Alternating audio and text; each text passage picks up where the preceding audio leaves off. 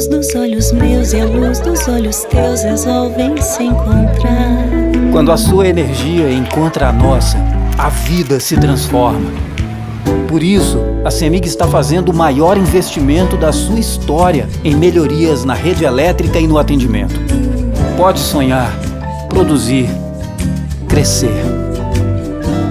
A nossa energia está com você.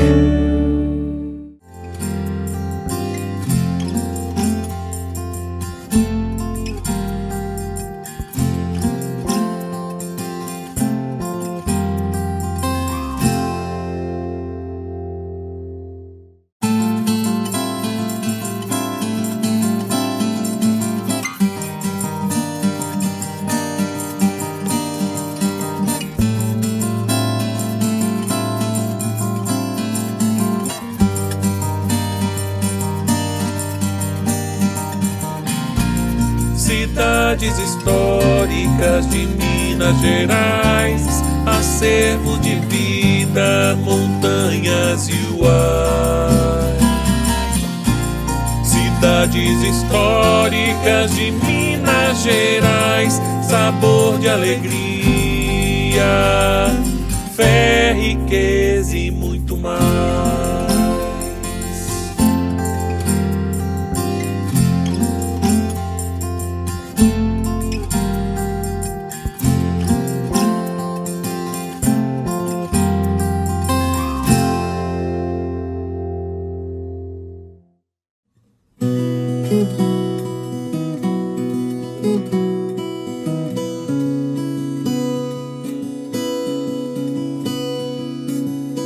Em meio às montanhas de Minas Gerais, entre o verde da Serra do Caraça e a memória viva do barroco mineiro, está Santa Bárbara. Vamos descobrir as memórias, as tradições e a alma dessa cidade histórica que guarda com carinho as raízes do Brasil colonial.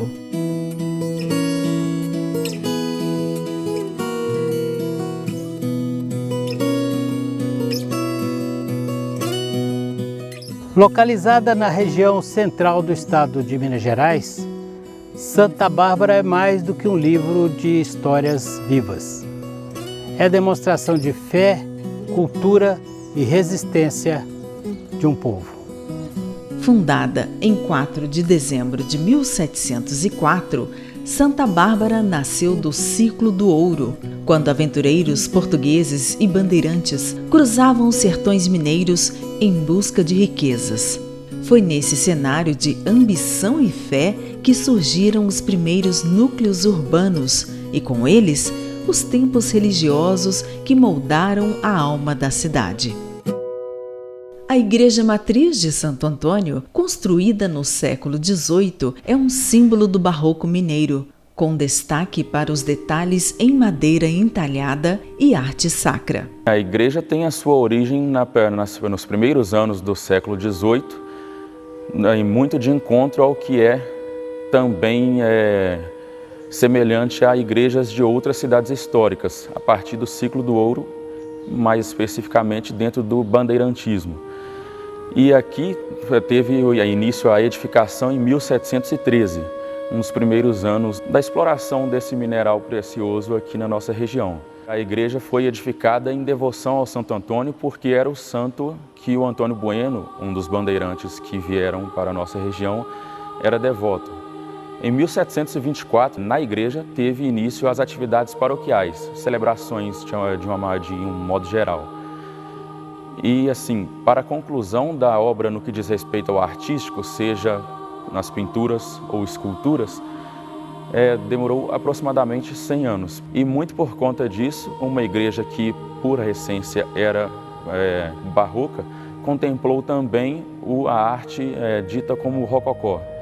Assim, de um contraste de uma arte para outra, podemos dizer que o barroco era uma arte um pouco mais robusta, que prezava por um maior preenchimento de espaços e algo assim mais complexo, por assim dizer.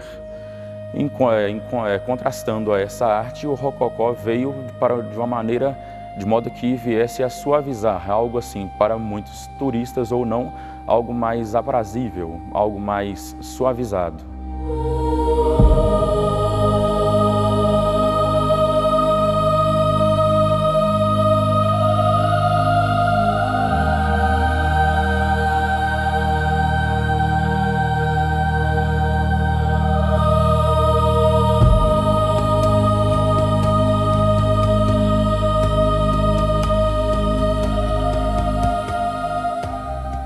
impressionante exemplar da arquitetura barroca de Minas Gerais, é considerada uma das mais belas edificações de toda a época da extração de ouro no estado e um dos templos católicos mais bonitos do Brasil. O altar-mor, ele é essencialmente um altar do rococó, algo assim mais suavizado, como anteriormente dito.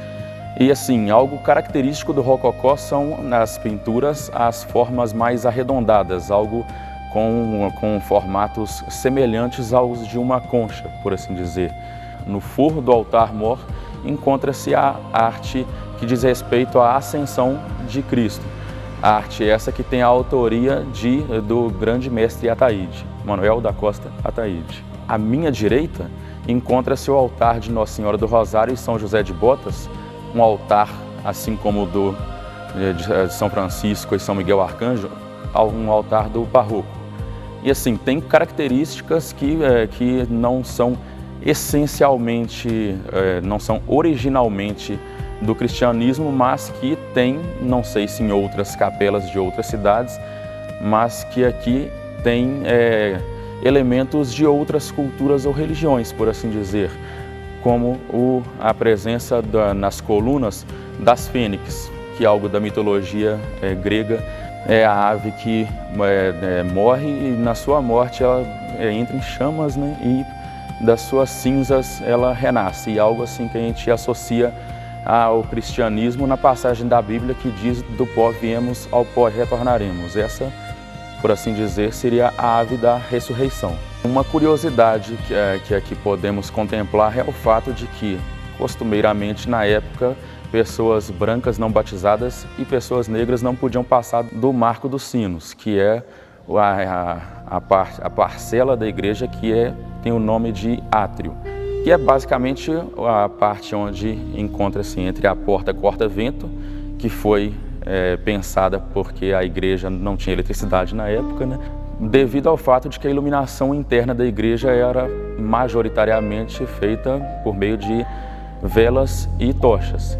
E assim, essa era o meio que eles encontraram na época de preservar essas chamas e assim não interromper as celebrações que aqui aconteciam noturnamente.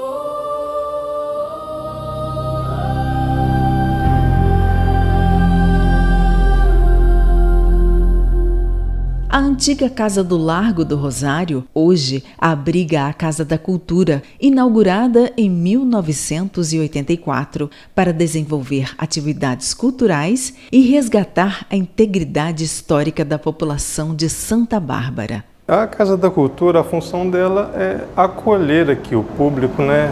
E receber todo tipo de visita, não só da nossa cidade, obviamente, como pessoal de fora que quer vir conhecer aqui um pouco da nossa história. Então, a casa foi preparada exatamente para isso, para guardar essa memória. Encontrar aqui exposições, né, um pouquinho da história das edificações também. Então, de uma forma geral, tem um pouquinho de tudo. Logo após a saída do primeiro morador, ela serviu de casa de correio e telégrafo. A construção, com estrutura em madeira e paredes de pau a pique, está situada na Praça Joaquim Aleixo, antigo Largo do Rosário. A casa foi toda reconstruída de acordo com as cores que eram da época, toda preservada. O modelo colonial, né, da época dos portugueses, então, eles traziam, né, esse tipo de estilo arquitetônico de lá. E a gente, né, se espelhou aqui e copiamos um pouco dessa edificação deles. Então, a Casa da Cultura que serve de modelo também para a gente lembrar como que eram esse tipo de construção. O Padre Lucindo foi o primeiro morador aqui da casa, tá? A gente tem, inclusive, uma história bem legal de que ele tinha uma habilidade de tocar um piano e às tardes ele colocava o piano aqui na frente da porta e enchia aqui a praça de boa música. Então o pessoal vinha, sentava aqui no largo da praça para apreciar a boa música do Padre Lucindo. Então a gente não tem a precisão exata de quando essa casa começou a ser construída e nem quando terminou. A gente só sabe que ela é datada do período colonial. Aqui na Casa da Cultura eu encontrei o Ronaldo. Aqui em Santa Bárbara existe a Casa do Mel, mas nós estamos numa exposição na Casa da Cultura, onde ele mostra, principalmente para os alunos das escolas e para os visitantes, como é cuidar das abelhas, como é criar e produzir o produto mel. O Ronaldo é produtor, né, Ronaldo? Sim. E tem uma especificação, como é que é? Apicultor e meliponicultor. Explica o que é meliponicultor. Bom, meliponicultor é quem cuida das melíponas. Então é a cultura das melíponas. Melíponas são as abelhas nativas brasileiras. Existe um tipo específico de abelha que é encontrado aqui nessa região? Existem espécies específicas, mas a gente conhece muito a apicultura, que é um animal exótico introduzido no Brasil. Mas existem as abelhas brasileiras, são as abelhas nativas e estão em todo o território nacional, que é a meliponicultura. Santa Bárbara é uma referência na produção de mel no país, não é isso? Isso. Nossa cidade é conhecida como Cidade do Mel. É uma cultura que é de muitos anos na nossa cidade, então a gente está numa região de muitos apicultores e temos um mel de muita qualidade, então ele é conhecido pela sua qualidade. A gente tem a associação em Santa Bárbara, mas a região tem outras associações também. Nós temos aí em torno de 4 a 5 associações na região, e são muitos produtores e outros que não são associados, mas tem apicultura ali no fundo do quintal como um extra. Então a nossa região tem muitos apicultores. E vocês produzem não só o mel, como também subprodutos. Sim. Quando fala de abelha, é muito comum pensar em mel, mas existem outros produtos, como pólen, cera, própolis, principalmente. Esse é o traje específico para quem vai cuidar de abelha, né? Aqui nós vamos... Essa ala vai falar da apicultura, né, que é a cultura da abelha apis. Ela é muito conhecida como abelha europeia, como abelha africana, e o nome correto é Apis mellifera. Por isso o termo apicultura, né? É o cultivo da abelha apis. Aqui a gente tem ferramentas básicas para campo. Então tem a roupa que é própria para abelha, luvas. Ela é prova de picada de abelha. Exatamente. Né? A gente chama ele de macacão antiferroada. E é quente? É um pouquinho. Que para você vestir no dia a dia? Isso. Esse macacão em si é uma tecnologia mais nova que, né, revolucionou a roupa. A gente chama de malha livre, ela é um macacão ventilado, mas existem outros materiais que são muito mais quentes. A gente tem aqui o fumegador, mas a função principal do fumegador é ser um mecanismo de corte de comunicação. A abelha comunica com a colmeia por cheiro, ela solta um feromônio que vai mandar a ordem de defender a colmeia. E a fumaça entra em ação inibindo essa comunicação. Quer dizer que ela causa um ruído de comunicação, se fosse na internet, diríamos assim. Isso mesmo. Aqui o que nós temos, Ronaldo? Aqui nós temos ferramentas que são utilizadas na sala de mel para extração de mel, manejo em campo também. Nós temos aqui méis diferentes. É muito comum as pessoas acharem que mel só existe um, que é aquele mel silvestre. Aqui eu trago alguns monoflorais. É quando a abelha ela visita um tipo de planta e produz um mel a partir dessa planta. Então são méis com sabores, propriedades medicinais, específicas de cada planta. Aqui, o que nós temos aqui, Ronaldo? Aqui é uma colmeia. Abelhas vivas aqui são dentro. São abelhas vivas, isso. Aqui a gente tem, para as pessoas entenderem como é o ninho. Então aqui nós temos a parte de baixo, que é o ninho. Aqui são crias, aqui tem só as abelhas operárias e alguns zangões. Se eu trago a rainha para cá, a colmeia fica sem comando, sem postura. Aí a colmeia fica dispersa? Fica dispersa e a rainha tem a função de ovopositar. Então ela coloca uma média de 2.000 ovos por dia. Então se eu trago a rainha para cá, aquela colmeia está fadada ao fracasso, porque ela vai ficar aqui uma semana, vai ficar lá uma semana sem ter postura. Então aqui não tem a rainha. Então aqui nós reproduzimos fielmente o interior de uma colmeia. De uma colmeia racional, tá? Por que você chama colmeia racional? Porque nós temos a colmeia natural na natureza. Tá, essa aqui é uma colmeia artificial, vamos dizer assim. É uma colmeia artificial. A gente produziu, entendeu como funciona, como elas trabalham e criamos estruturas para que recebam, né, as nossas ferramentas recebam esses caixilhos aqui que são padronizados. Então, por isso chama racional. Uma coisa que eu achei interessante, gente, é o seguinte, eu acho que isso é importante, acessibilidade. Aqui também todas as informações estão aqui transcritas para o Braille. Isso é importante para que todos possam ter acesso a essas informações. E aqui, Ronaldo, o que nós temos? Mesa desoculadora. São ferramentas básicas para uma sala de mel. Ali a gente mostrou ferramentas básicas para campo e aqui para extração do mel. A mesa desoperculadora é onde a gente vai colocar os caixilhos, como eu te disse, são todos padronizados para que nós possamos trabalhar com ele. O mel, ele quando está pronto, ele é tampado com essa camada de cera, que chama opérculo. Praticamente selando. Selando, justamente, selando e protegendo o mel. Então, eu tenho que tirar essa camada, por isso mesa desoperculadora, onde eu tiro esse opérculo. Você tira como? Raspando? Com essa ferramenta aqui, ó, é um garfo. Você raspa. Exatamente. O favo de mel. Com esses dentinhos. Como se fosse um pente. Como fosse um pente. E aí ele tira essa camada bem fininha. O mel, depois de desoperculado, a gente entra com ele nessa posição. Ele tem um encaixe aqui. E aí centrifuga. O mel bate na parede. Uma rotação aqui. Altíssima ou não é tão alta? Não, a gente tem rotações diferentes. Quando os favos estão cheios, começa bem devagar. Na medida que ele, senão ele quebra. Na medida que ele vai esvaziando, rotações altas.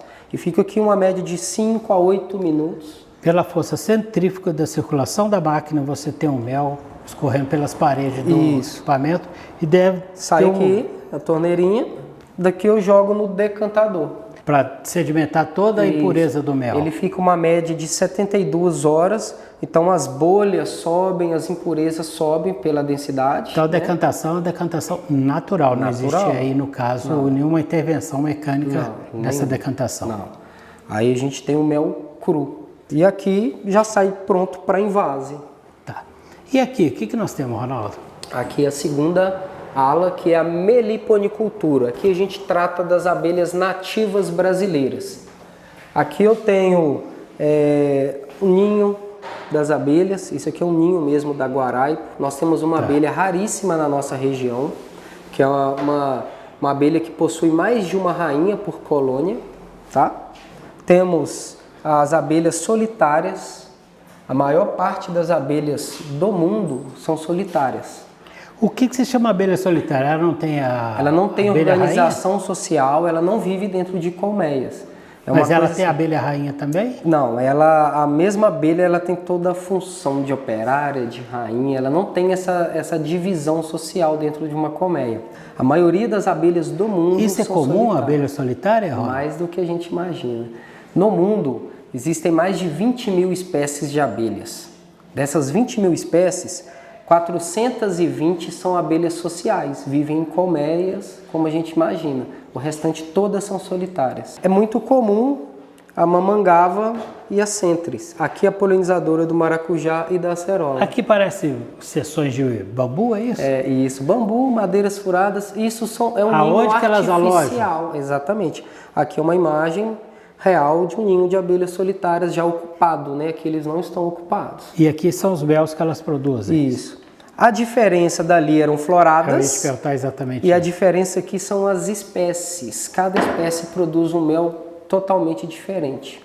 Ronaldo, eu te agradeço por essa entrevista e mostrar para o nosso público telespectador essa cultura tão importante e de uma atividade tão importante para aqui a região de Santa Bárbara, Minas Gerais, que é um grande produtor, conforme você disse no começo da nossa entrevista, produtor de mel para o país.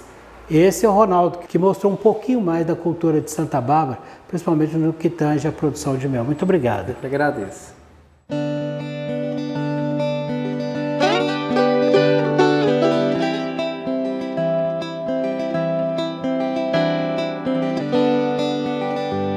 Hoje, Santa Bárbara se firma como um polo cultural e turístico. Projetos educacionais, feiras de arte e festivais musicais movimentam a cidade.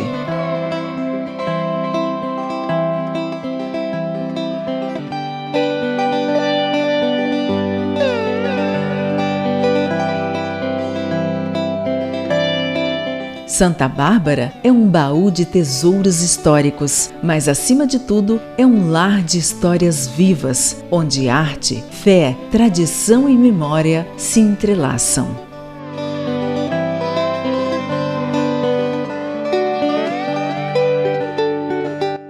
Preservar esse patrimônio é preservar a alma mineira.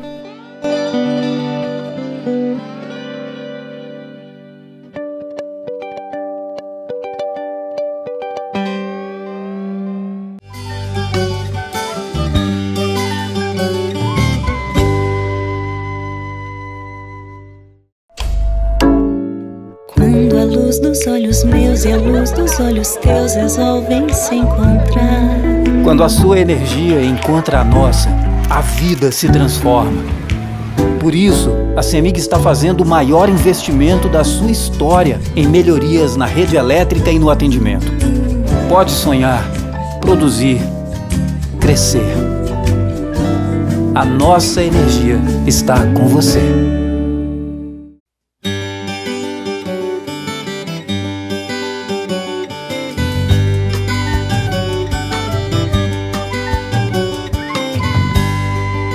A Igreja do Rosário foi um marco. Construída por escravizados, ela simboliza a resistência do povo negro e a religiosidade que desde cedo moldou nossa comunidade. Santa Bárbara possui um dos conjuntos arquitetônicos coloniais mais bem preservados de Minas Gerais, com igrejas barrocas, casarões antigos e ruas de pedra que mantêm viva a memória da época do Brasil colônia, representada por diversos imóveis históricos, compondo um cenário típico de cidade mineira antiga.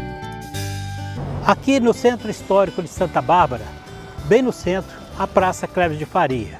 Ela acompanhou o crescimento da cidade, foi espectadora desse crescimento.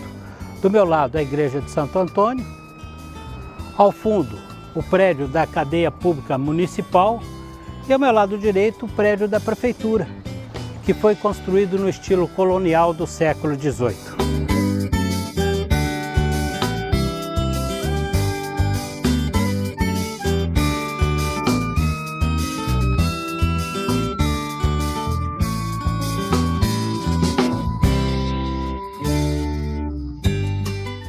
A cidade está localizada no quadrilátero ferrífero, uma região rica em ferro e ouro, que são os metais que atraíram os geólogos e os exploradores para essa região e que foi causa do surgimento da cidade de Santa Bárbara.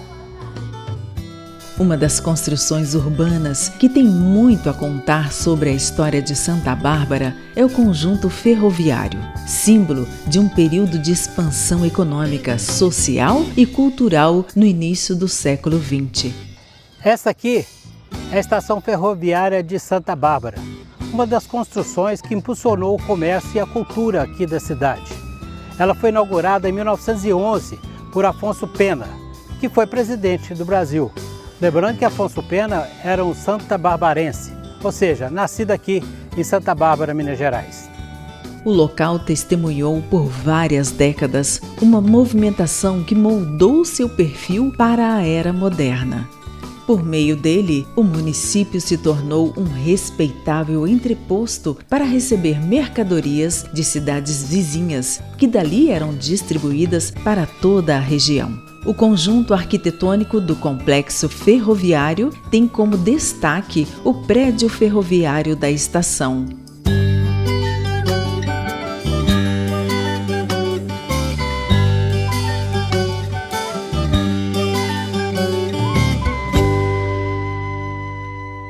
Nesse casarão nasceu Afonso Pena, isso em 1847.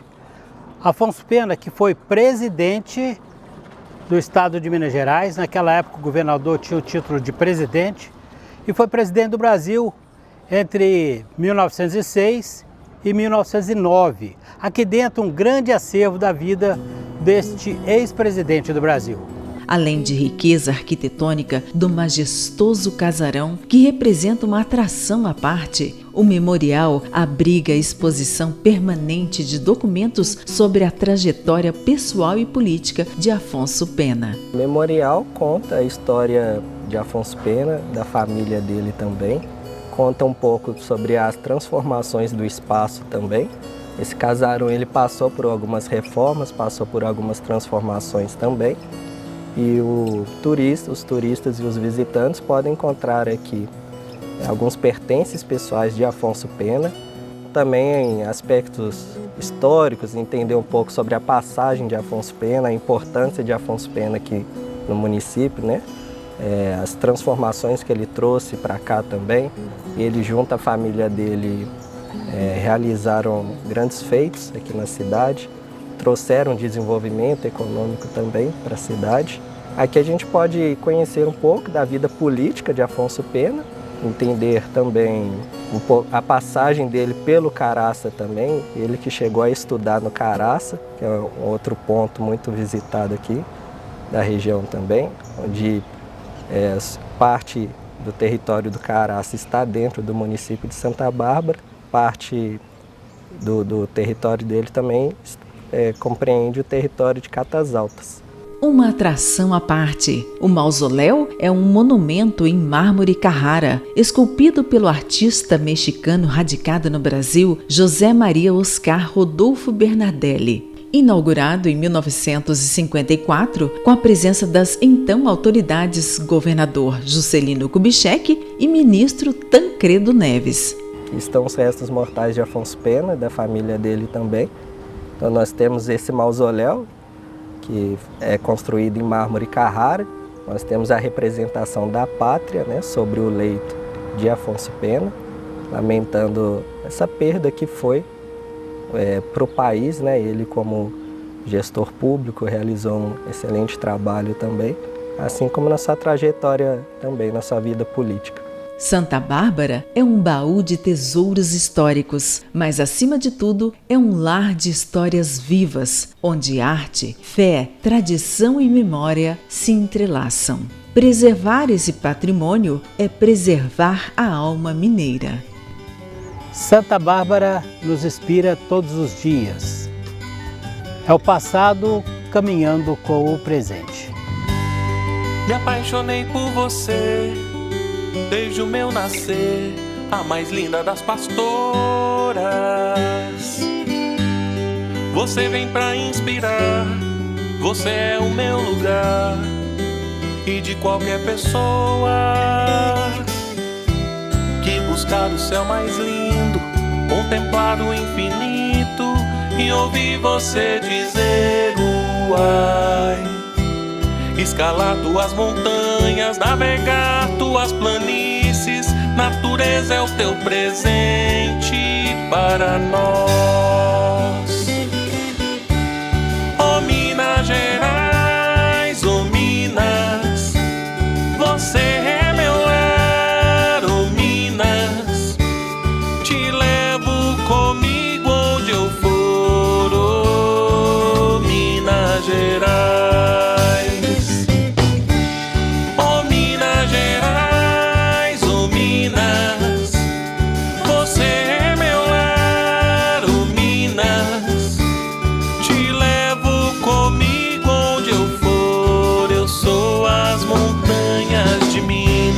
Sou Minas Gerais.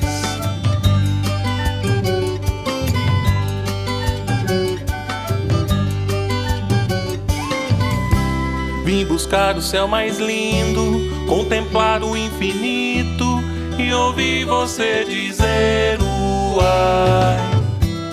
Escalar tuas montanhas, navegar tuas planícies, natureza é o teu presente para nós.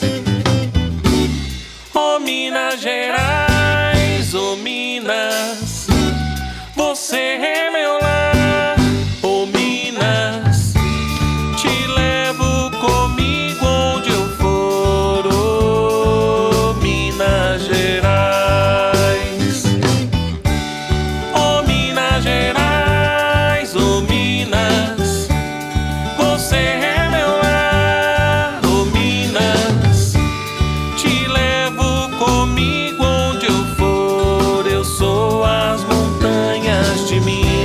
sou Minas Gerais.